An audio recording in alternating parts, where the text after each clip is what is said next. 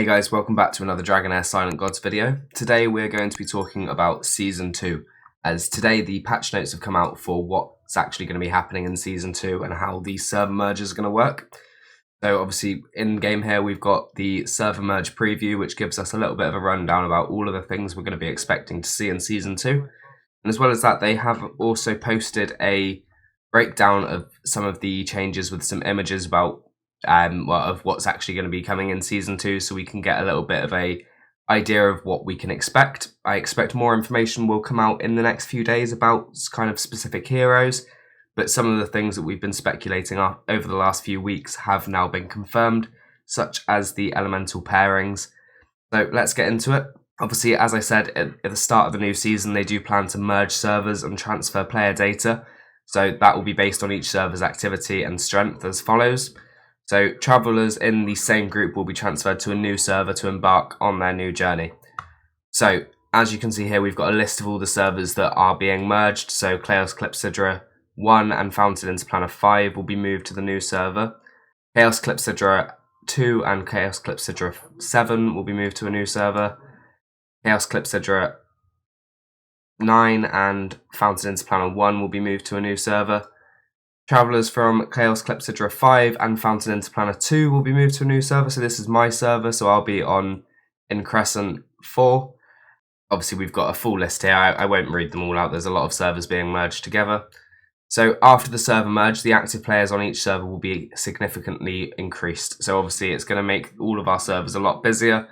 It is obviously a good thing. We do want to see servers being a lot more active, but the thing that you do need to remember is that the rewards that you'll be receiving for your server level throughout the season will be harder to get those ranks. Obviously, with more active players, the more you're going to get pushed down, so it will get a little bit more competitive. However, they have said that the contents of the rank and rewards will be substantially improved after the merge, so mounts will be included in the rewards for 151 to 300 rather than just the top 150. And they'll do their best to relieve any anxiety brought on by the potential intensified competition amongst all players. So the point I've just made, hopefully they are going to address that. So as I said, all of the allocations have been done purely based on the players' activity and the strength of the accounts on the server, and they'll be rolling out a server transfer function soon, allowing people to move to other groups of servers that have obviously merged on the same day as well. So in terms of the season settlement, there's no exact time set for the server merge, but it will be released later, so keep an eye out for that. I'll update you as soon as I know more as well.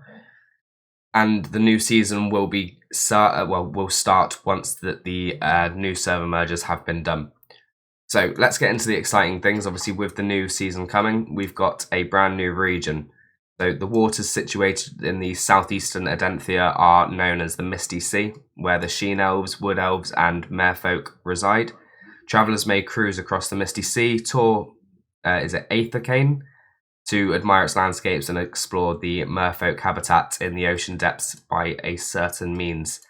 So this is going to be a brand new area, as you can see here as well in the visual kind of article they've put together. We're going to be getting a whole new area. It's going to be water based, so whether that be, well, obviously we'll be going underwater to explore this new area. I don't know how much of the old story will continue over to the new season as well. I don't know if it's just going to be a follow-on directly, or if we will have to go through the stuff we've already done first.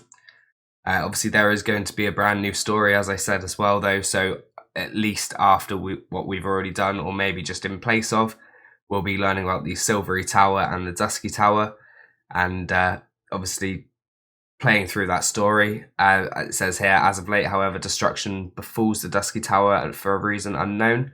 The anomaly induces an imbalance between the two towers, including inducing the invasion of Inquietum into Aethercane.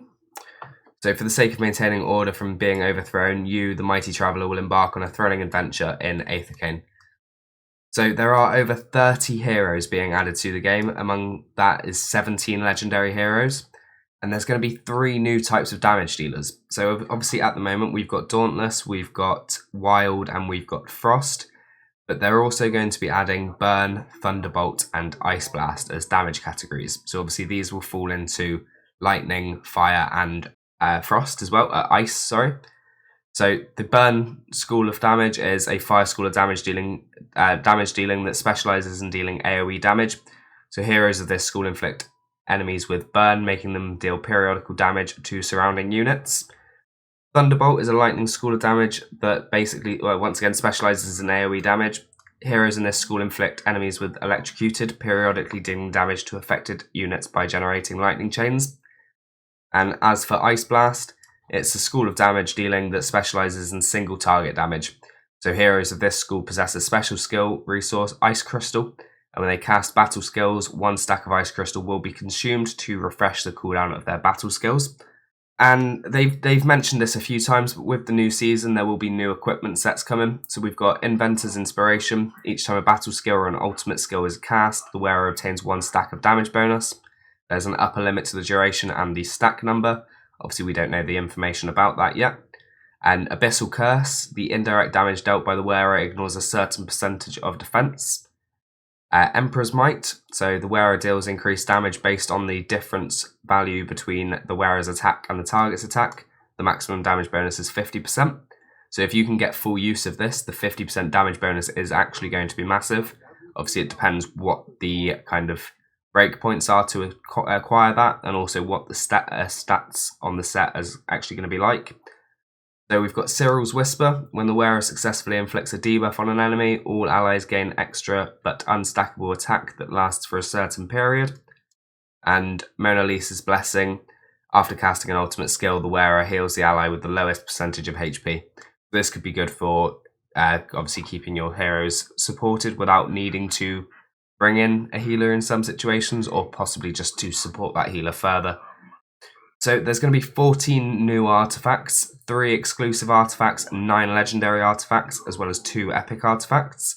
So by the looks of it, we're going to be getting 3 new exclusive legendary heroes during the season as well. Obviously that information I don't have as to who they're going to be, but I imagine they're going to be the new ones coming into the game. In the meandor, we're obviously used to fighting the current boss every 10 levels. By the looks of it, that's going to be changing to the Mushroom Broodmother. So a new meandor boss whose skills inflict stackable and undispellable spider spawn. That decreases the healing amount at a certain probability.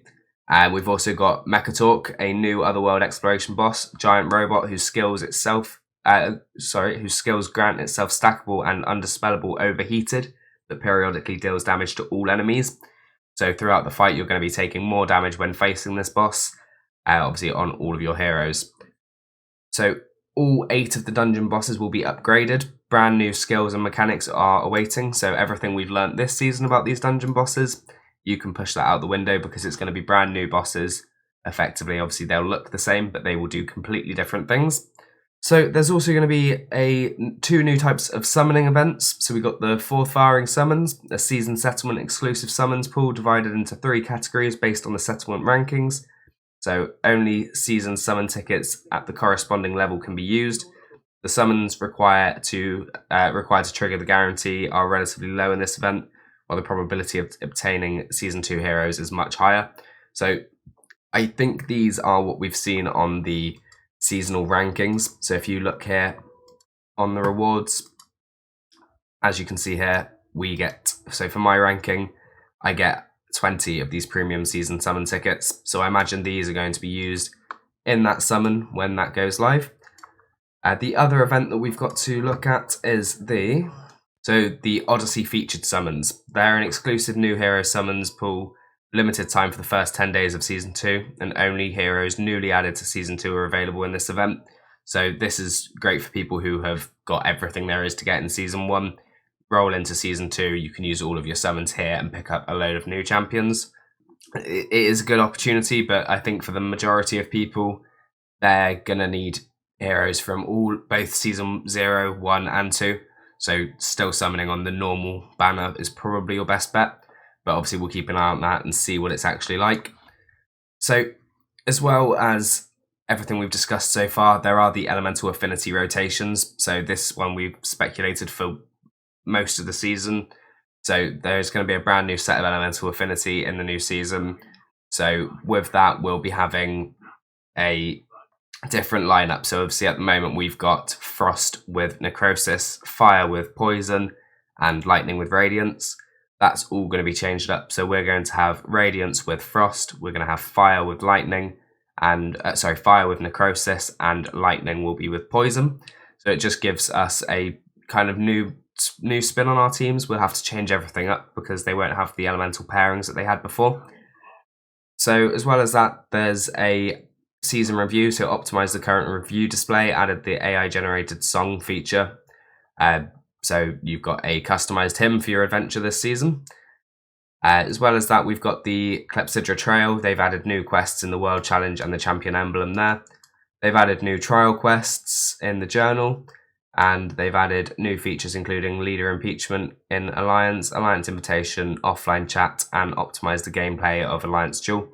So this is obviously seen an all-round upgrade in the whole of the Alliance system.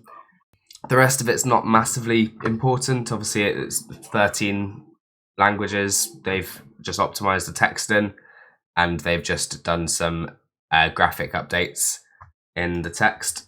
So overall, it seems like it's going to be quite exciting. Obviously, we've got the mount that you'll be acquiring for the seasonal rankings if you placed in the top 150. We've got the 2 new summon events, a new area to go through. As well as that, obviously, we've got a brand new storyline. We've got the thing I'm most excited about is the fact that we've got 3 new types of damage dealers. It's going to be interesting to learn these, how they'll work with current damage bonuses. Like, can you use Thunderbolt together with Dauntless and still gain a bonus, or is it going to be completely new? As well as that, obviously, all of these new heroes coming, I can't wait to see what they're going to be like, what they're going to do. By the looks of it here, a lot of them are going to be the ones that we saw in the avatars. So I definitely recognize this guy here.